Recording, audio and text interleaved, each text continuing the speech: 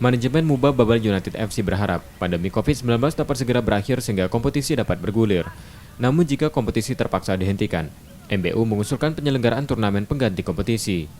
Selain itu, MBU berharap PT LIB segera menyalurkan bantuan berupa dana subsidi pada klub kontestan Liga 2 yang masih belum dicairkan. Terlebih saat ini pandemi COVID-19 berpengaruh pada kondisi finansial klub. Di masa sulit seperti sekarang ini, kita sangat berharap bantuan dari PSSI maupun PT Liga.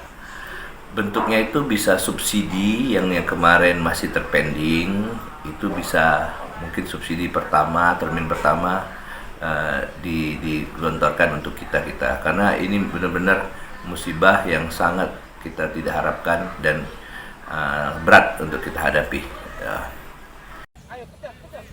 Muba Babal United berharap jika ada keputusan resmi terkait kompetisi, PT LIB dapat segera menyampaikannya pada klub kontestan, sehingga klub dapat menentukan nasib timnya. Nur Muhammad, Kompas TV, Palembang.